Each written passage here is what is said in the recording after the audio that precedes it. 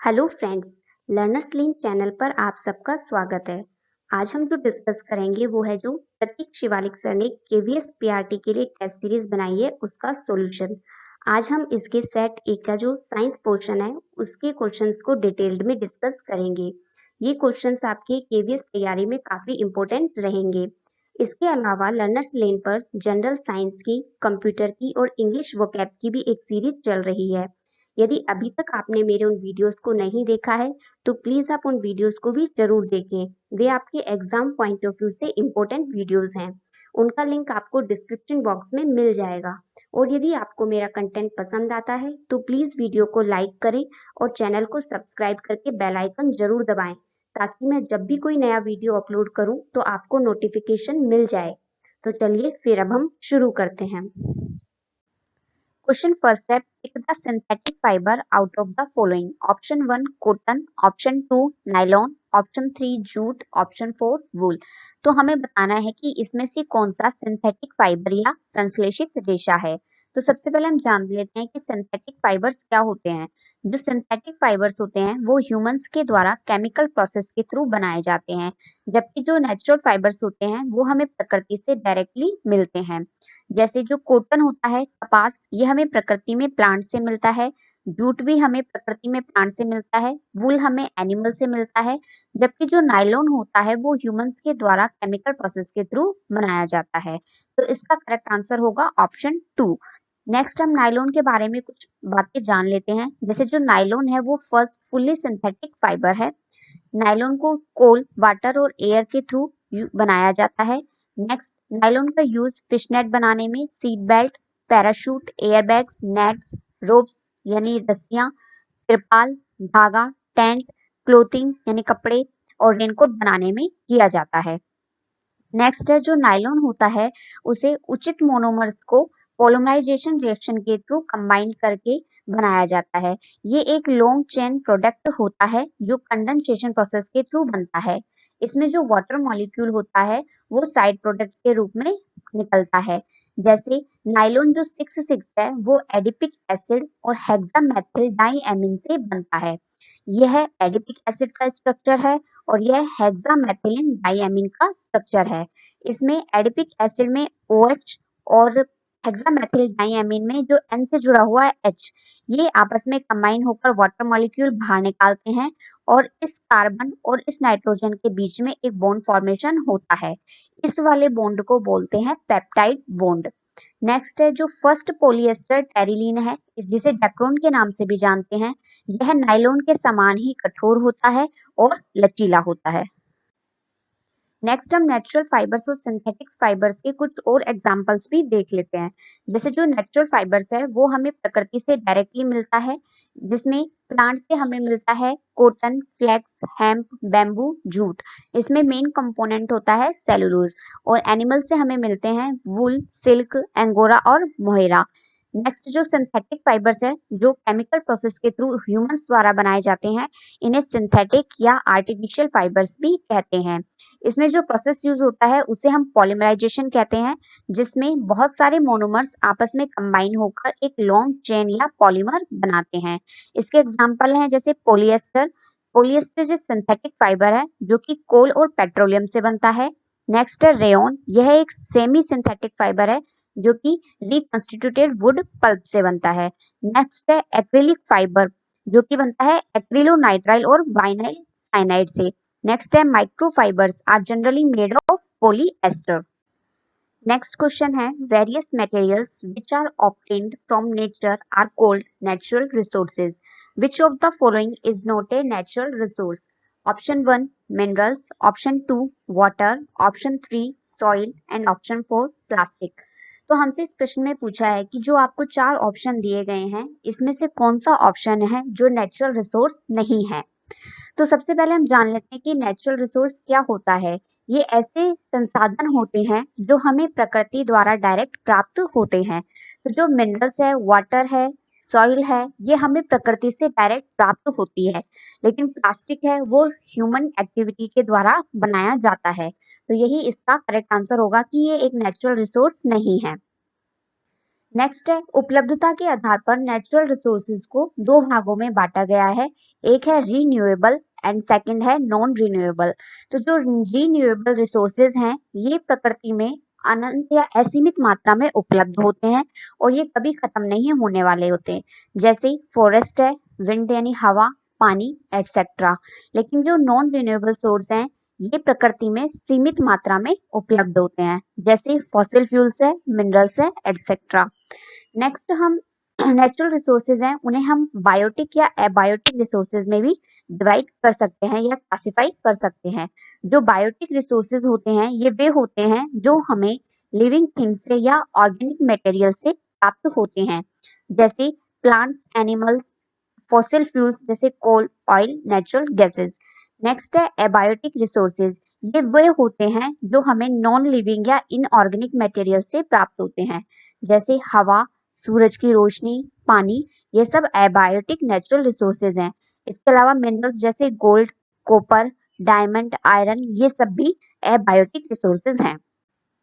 Next question है magnesium ribbon on burning in air produces. Option 1 magnesium oxide, water and light.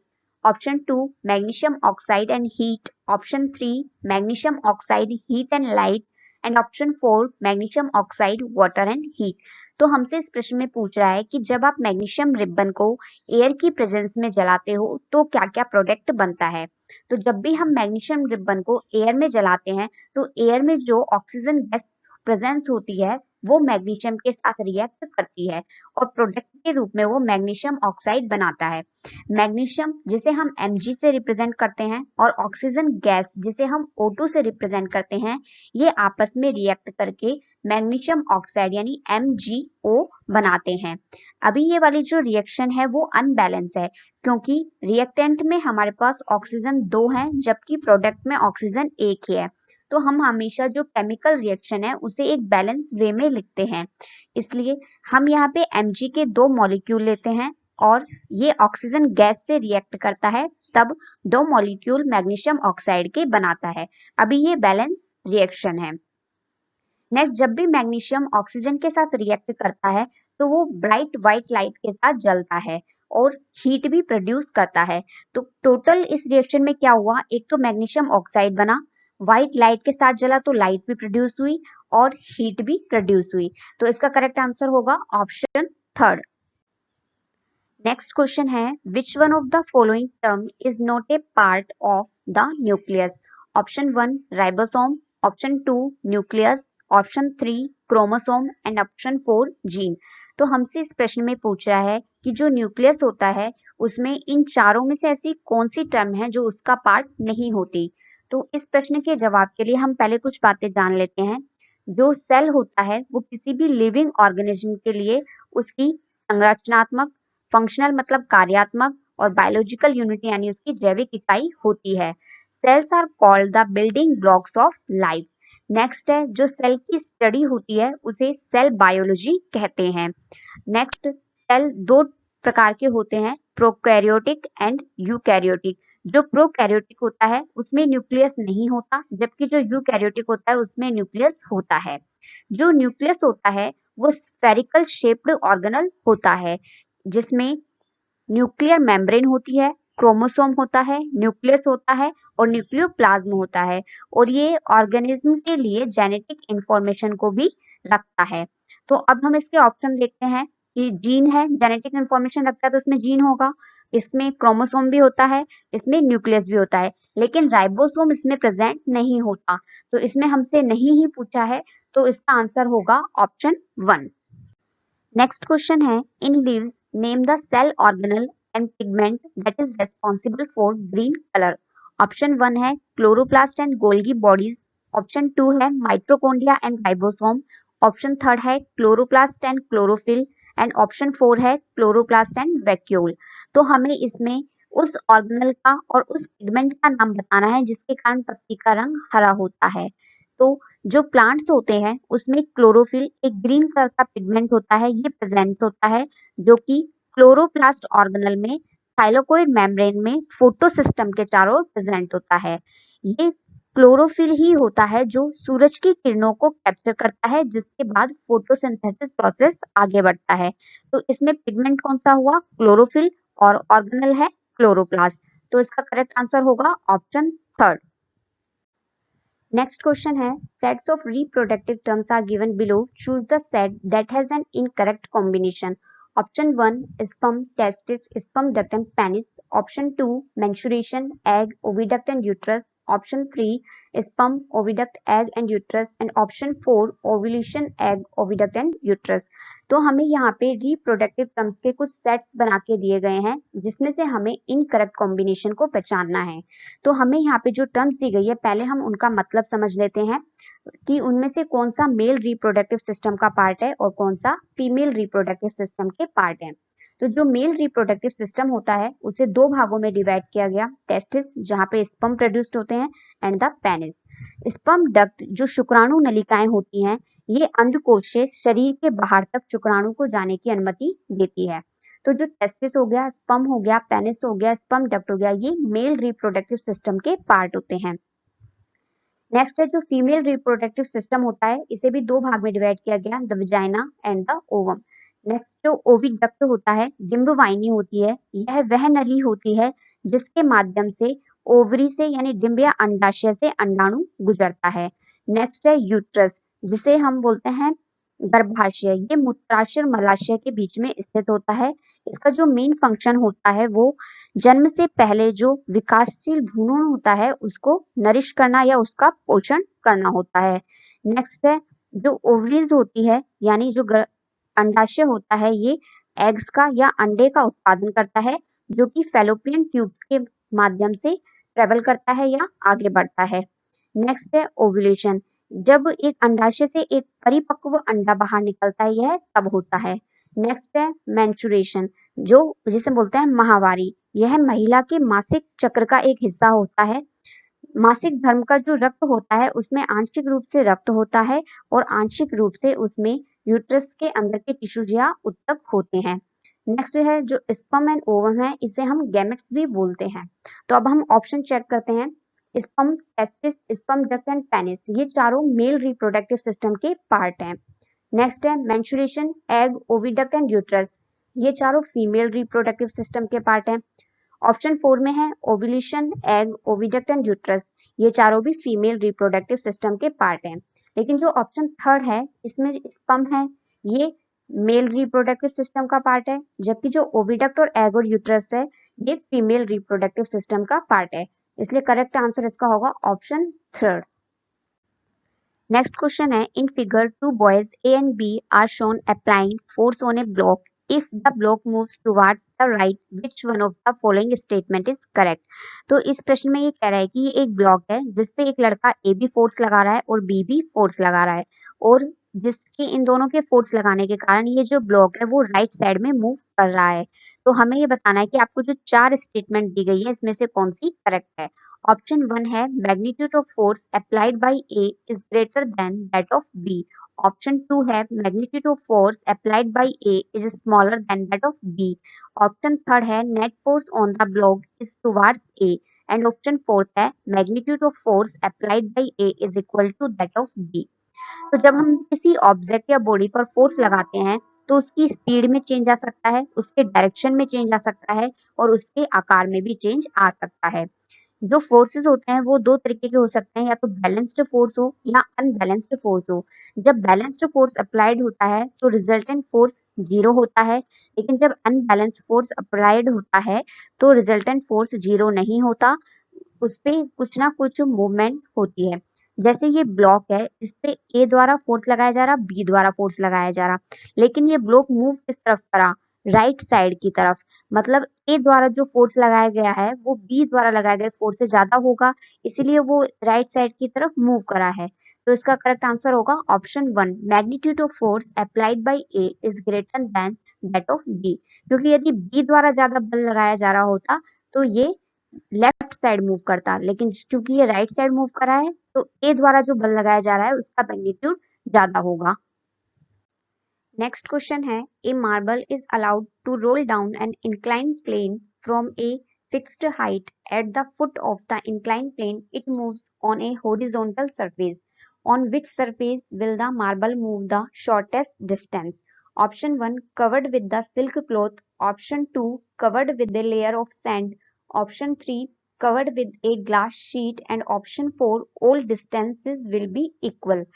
इस question का answer जानने के लिए हमें फ्रिक्शन के बारे में पता होना चाहिए। फ्रिक्शन मतलब घर्षण।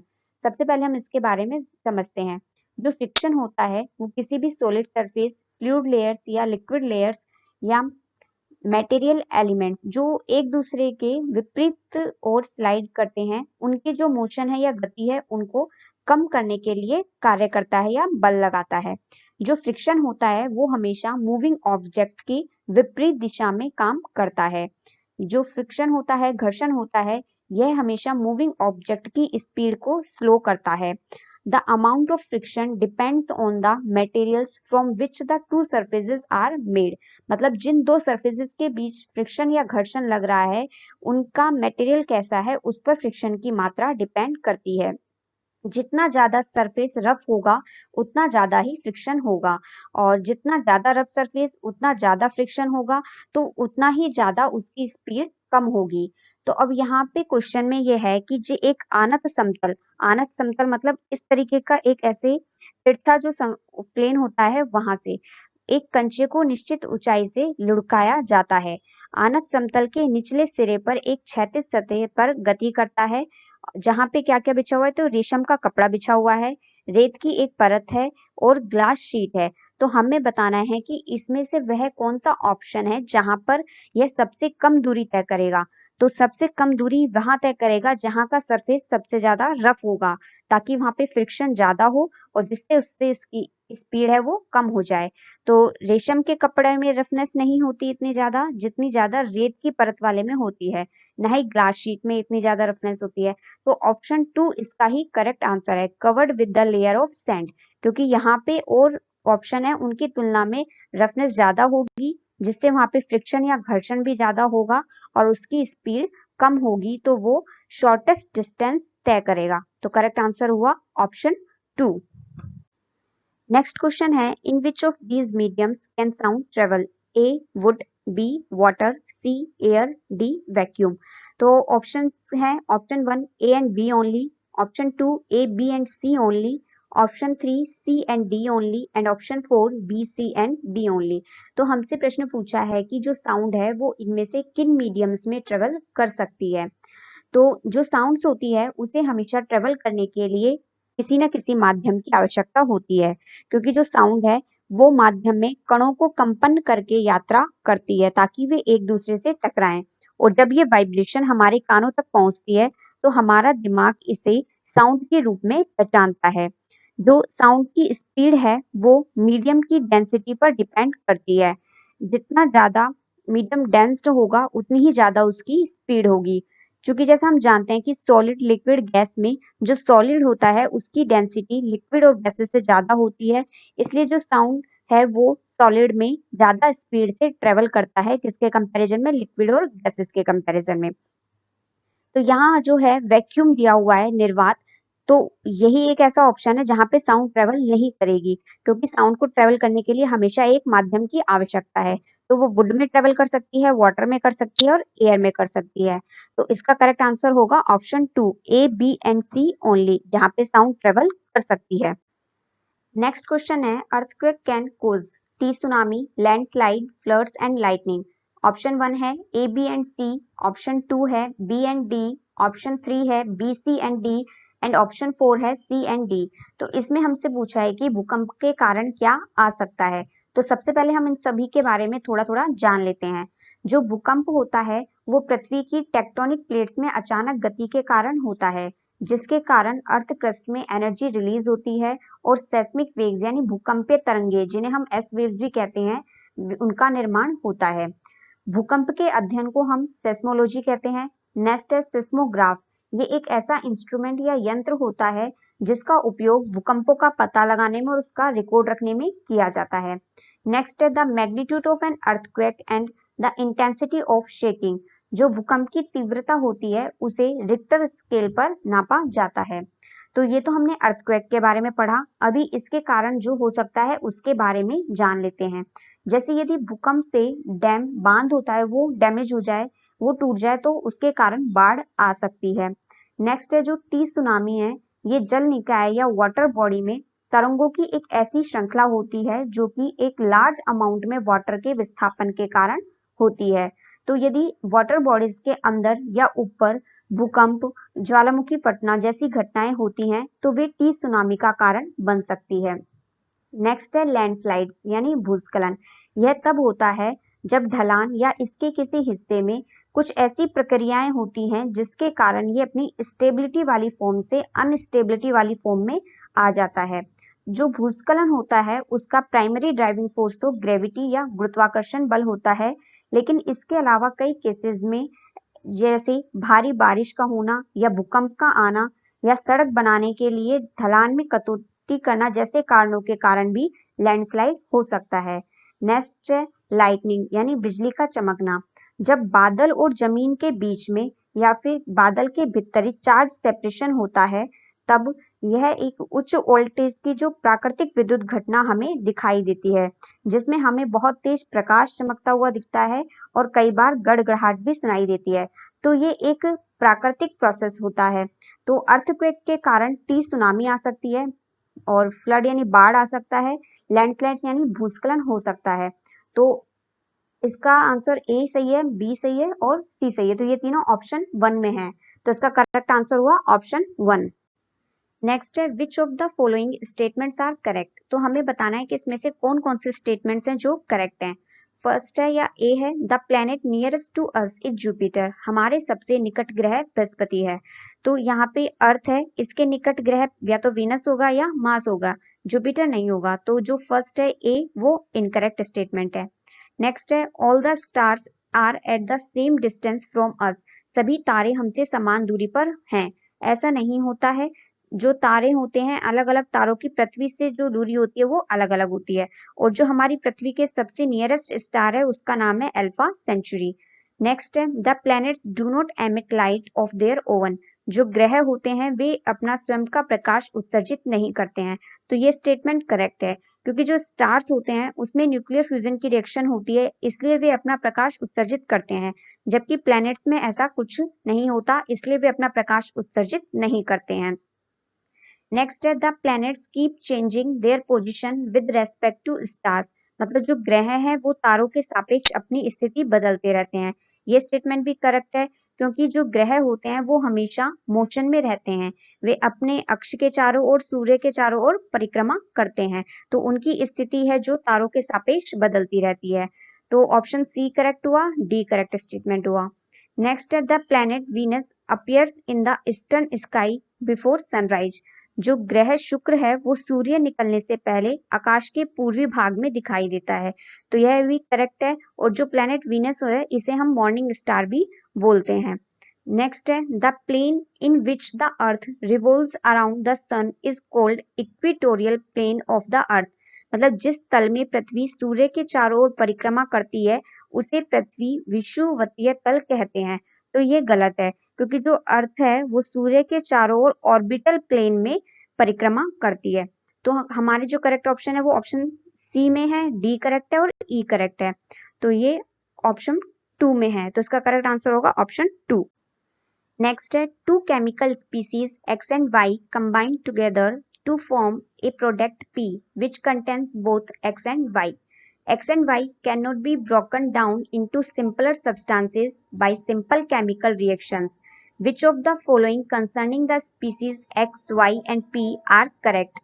First, P is a compound. Second, X and Y are compounds. Third, X and Y are elements. And fourth, P has a fixed composition. तो इस प्रश्न का जवाब देने के लिए पहले हमें पता होना चाहिए कि एलिमेंट्स क्या होते हैं और कंपाउंड्स क्या होते हैं। तो केमिस्ट्री में जो एलिमेंट होते हैं वो एक प्योर सब्सटेंस होता है जिसके आगे टुकड़े नहीं किए जा सकते। इनके जो एटॉमिक न्यूक्लियाई होता है उसमें identical number of protons present होते हैं। जैसे carbon oxygen, hydrogen, gold, silver, iron etcetera. Elements में एक ही टाइप के एटम प्रेजेंट होते हैं। जैसे कार्बन में सिर्फ कार्बन प्रेजेंट है, ऑक्सीजन में ऑक्सीजन प्रेजेंट है, गोल्ड में केवल गोल्ड के एटम ही प्रेजेंट है। नेक्स्ट है, जब डिफरेंट टाइप के एलिमेंट्स आपस में कंबाइंड होकर या केमिकल रिएक्शन के थ्रू जो भी यौगिक बनाते हैं या एक नया प्रोडक्ट बनाते हैं उसे हम कंपाउंड कहते हैं। ये केमिकल बॉन्ड के थ्रू आपस में जुड़े होते हैं।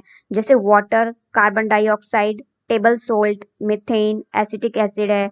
जैसे वाटर है, इसका फॉर्मूला होता है H2O, तो इसमें हाइड्रोजन भी होता है, ऑक्सीजन भी होता है।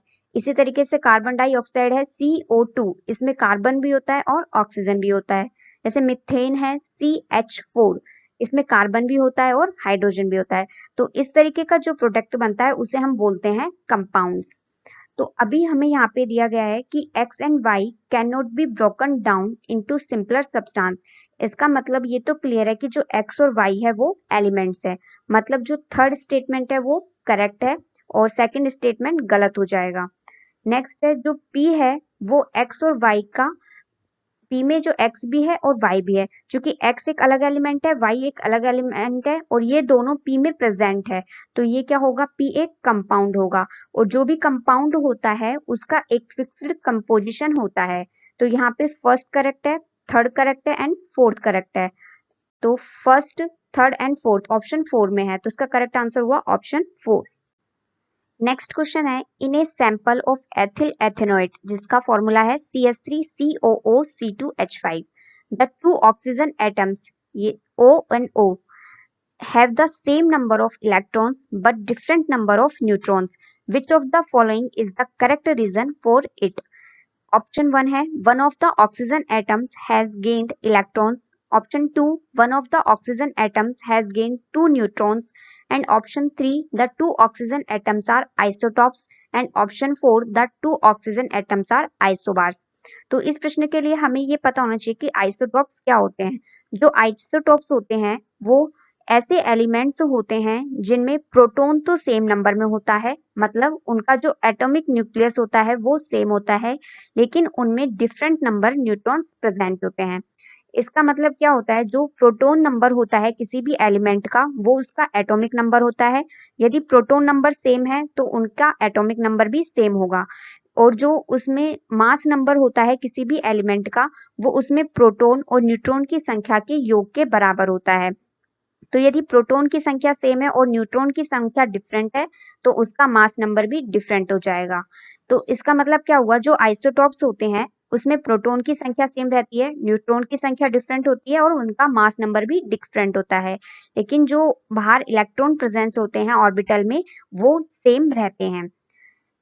नेक्स्ट है, जो हमारे पास ऑक्सीजन है उसके हमारे पास 3 स्टेबल आइसोटोप प्रेजेंट है, O16, O17 and O18। O16 है उसमें 8 न्यूट्रॉन होते हैं, 8 प्रोटॉन होते हैं। O17 में इसके न्यूक्लियस में 9 न्यूट्रॉन होते हैं और 8 प्रोटॉन होते हैं। और जो O18 है इसके न्यूक्लियस में 10 न्यूट्रॉन्स होते हैं और 8 प्रोटॉन होते हैं। तो ये तीनों हैं जो ऑक्सीजन के आइसोटोप हैं जिसमें प्रोटॉन का नंबर सब में सेम है किंतु न्यूट्रॉन के नंबर डिफरेंट हो रहे हैं। तो यहाँ पे जो हमें दिया गया है एथिल एथेनोएट जिसमें 2 ऑक्सीजन है, ये OO, इनमें सेम नंबर तो इलेक्ट्रॉन है लेकिन डिफरेंट नंबर में न्यूट्रॉन्स है। तो इसका क्या कारण होगा, क्योंकि ये दोनों है जो एक दूसरे के आइसोटॉप्स हैं। तो इसका करेक्ट आंसर हुआ ऑप्शन 3। नेक्स्ट है, the cell organelle involve in forming complex sugars from simple sugars are. Option 1 endoplasmic reticulum, option 2 ribosomes, option 3 plastids and option 4 Golgi apparatus. तो पहले हम इन सब के बारे में जान लेते हैं कि इनका क्या फंक्शन होता है।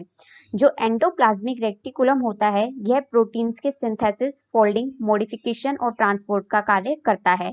राइबोसोम्स होता है उसके 2 मेन फंक्शन होते हैं, ये मैसेज को डिकोड करता है और पेप्टाइड बॉन्ड की फॉर्मेशन करता है।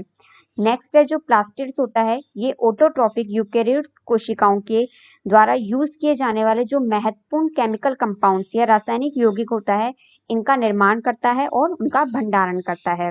नेक्स्ट है गोल्गी एपरेटस, ये सरल अणुओं को इकट्ठा करके उनको जोड़ता है और मोर कॉम्प्लेक्स मॉलिक्यूल बनाता है।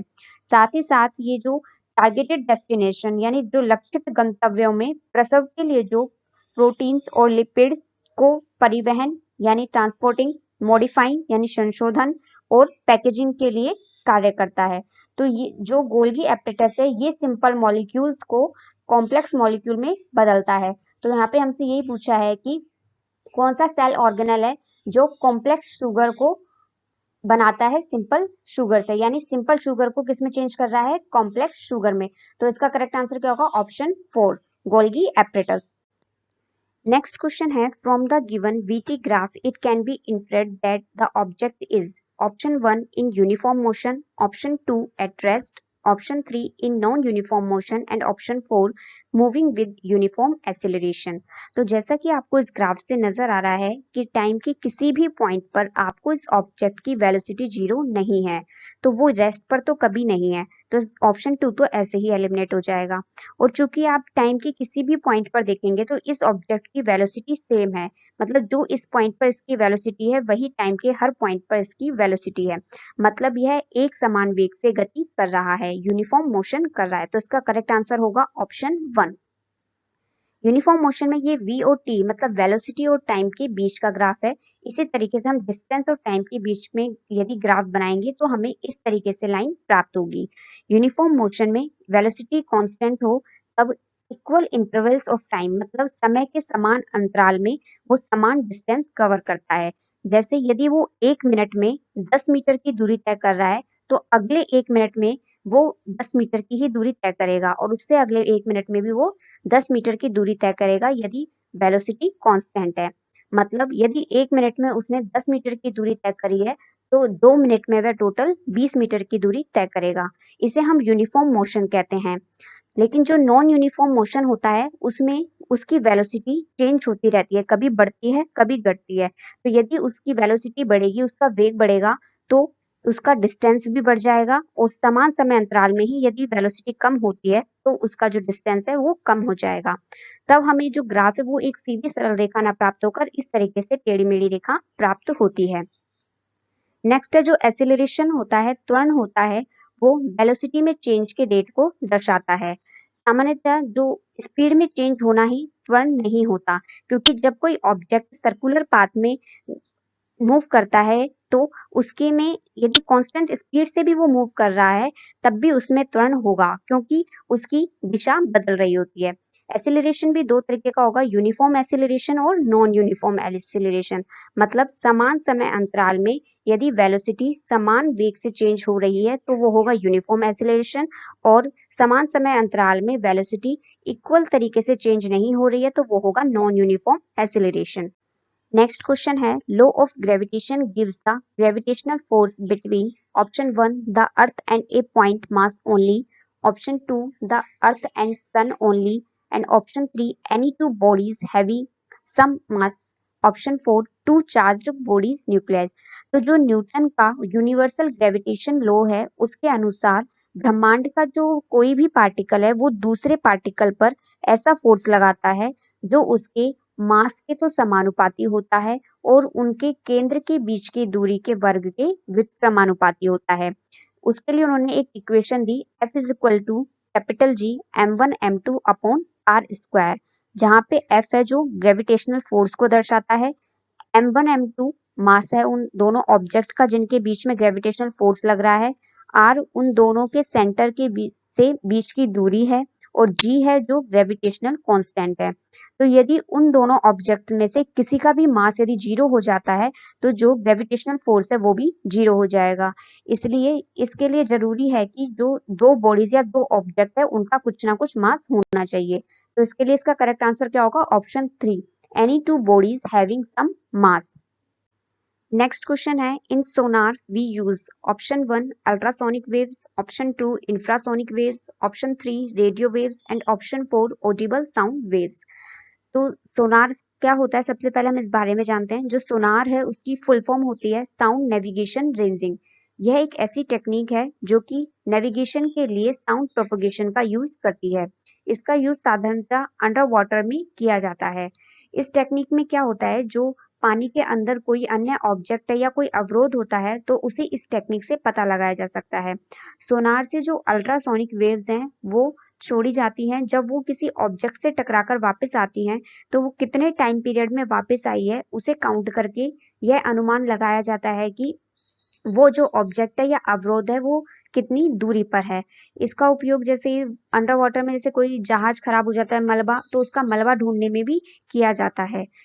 तो सोनार में हम अल्ट्रासोनिक वेव्स का ही यूज करते हैं और हम ऐसा क्यों करते हैं क्योंकि जो अल्ट्रासोनिक वेव्स होती हैं उनकी फ्रिक्वेंसी 20,000 हर्ट्ज या 20 किलो हर्ट्ज से भी ज्यादा की होती है। तो इनकी जो पेनिट्रेटिंग पावर है या भेदन करने की क्षमता है पानी में वो बहुत ज्यादा होती है। ये लंबी दूरी तक जाकर हमें रिजल्ट दे सकती है। जबकि जो अन्य वेव्स होती हैं इंफ्रासोनिक रेडियो वेव्स है, ऑडिबल साउंड वेव्स हैं, उनकी पेनिट्रेटिंग पावर इतनी ज्यादा नहीं होती। इसलिए जो सोनार है इस टेक्निक में हम अल्ट्रासोनिक वेव्स का यूज करते हैं। नेक्स्ट क्वेश्चन है what is the minimum resistance which can be made using 5 resistors each of 1/5 ohm. Option 1 1/5 ohm, option 2 1/25 ohm, option 3 1/10 ohm and option 4 25 ohm. तो हमें यहाँ पे पूछा गया है कि जो 5 प्रतिरोधक हैं जिनमें प्रत्येक का प्रतिरोध है 1/5 ओम, इनका उपयोग करके कितना निम्नतम प्रतिरोध बनाया जा सकता है। तो जो रेजिस्टेंस होता है उसे हम ओम्स में मापते हैं। तो किसी भी इलेक्ट्रिकल सर्किट में जो आर होता है रेजिस्टेंस होता है उसकी वैल्यू होती है V अपॉन आई के बराबर, जहाँ V होता है कि उसमें कितना वोल्टेज अप्लाई किया गया है और I होता है कि उसमें कितना इलेक्ट्रिक करंट फ्लो हो रहा है। यदि हमें इसमें मिनिमम रेजिस्टेंस निकालना होता है तो हमारे पास जितने भी रेजिस्टर्स हैं उन्हें हमें पैरेलली यानी समांतर क्रम में जोड़ना होगा। इससे जो इक्विवेलेंट रेजिस्टेंस होगा वो डिक्रीज होगा और इसको हम इस तरीके से निकालते हैं 1 upon R equivalent equal to होता है 1 upon R1 plus 1 upon R2 plus 1 upon R3 plus 1 upon R4 plus dash dash plus 1 upon Rn। मतलब हमारे पास जितने रेजिस्टर्स हैं तब तक ये सीरीज चलेगी। नेक्स्ट है यदि हमें इसी में इक्विवेलेंट रेजिस्टेंस को बढ़ाना हो तो हम उन्हें एक सीरीज में जोड़ते हैं। तो इसके लिए आर इक्विवेलेंट इस तरीके से निकालते हैं R1 plus R2 plus R3 plus Rn, मतलब हमारे पास जितने भी रजिस्टर्स हैं उनको जोड़ लेंगे। तो जब पैरेलली जोड़ते हैं तो हमारे पास इस तरीके से फॉर्मूले से हम आर इक्विवेलेंट की वैल्यू निकालते हैं और जब हम उन्हें एक सीरीज में जोड़ते हैं हमें रेजिस्टेंस बढ़ाना होता है तो हम इस फॉर्मूले से कैलकुलेट करते हैं। तो हमसे यहाँ प्रश्न में मिनिमम रेजिस्टेंस के लिए पूछा है तो हम उन्हें पैरेलली जोड़ेंगे, समांतर क्रम में जोड़ेंगे। तो उसके लिए 1 अपॉन आर इक्विवेलेंट की वैल्यू होगी 1 upon R1 plus 1 upon R2 plus 1 upon R3 plus 1 upon R4 and plus 1 upon R5, क्योंकि हमारे पास यहाँ 5 प्रतिरोध दिए गए हैं और प्रत्येक प्रतिरोध की वैल्यू कितनी है 1 अपॉन 5। तो जब हम 1 अपॉन आर इक्विवेलेंट कैलकुलेट करेंगे तो वो हमारे पास आएगा 25। अभी हमारे पास 1 अपॉन आर इक्विवेलेंट की वैल्यू है 25, तो आर इक्विवेलेंट की वैल्यू कितनी हो जाएगी 1 अपॉन 25। तो हमारा आंसर क्या हो जाएगा इधर option 2 1 upon 25 ohm. Next question है the strength of magnetic field inside a long current carrying straight solenoid is. Option 1 more at the ends than at the centre, option 2 minimum in the middle, option 3 same at all points and option 4 found to increase from one end to the another. तो हमसे इस प्रश्न में पूछ रहा है कि एक लंबी सीधी धारावाही परिनालिका के भीतर चुंबकीय क्षेत्र की तीव्रता क्या होगी। तो इसके लिए सबसे पहले हमें ये पता हो कि सोलेनोइड होता क्या है। जो सोलेनोइड होता है वो एक सिलेंडर के आकार का होता है जिसमें इंसुलेटेड कॉपर वायर को क्लोजली लपेटकर बनाया जाता है। जो इस तरीके की कॉइल होती है उसे हम कहते हैं सोलेनोइड। तो जब सोलेनोइड में करंट फ्लो कराया जाता है तो इसके अंदर जो मैग्नेटिक फील्ड जनरेट होता है, जो उसकी लाइंस होती है उसका एक यूनिफॉर्म पैटर्न होता है जिसे पैरेलल लाइन से रिप्रेजेंट किया जाता है। क्योंकि जो ये सोलेनोइड बना है इसके अंदर हर जगह मैग्नेटिक फील्ड का एक यूनिफॉर्म पैटर्न है, मतलब हर जगह जो लाइन है वो पैरेलल है, सेम है। तो इसलिए हर पॉइंट पर जो मैग्नेटिक फील्ड की तीव्रता होगी वो भी सेम होगी। इसलिए इसका करेक्ट आंसर होगा same at all points. Next जो मैग्नेटिक फील्ड होता है सोलेनोइड के अंदर वो उसके अप्लाइड करंट के डायरेक्टली प्रोपोर्शनल होता है और नंबर ऑफ टर्न्स के भी डायरेक्टली प्रोपोर्शनल होता है।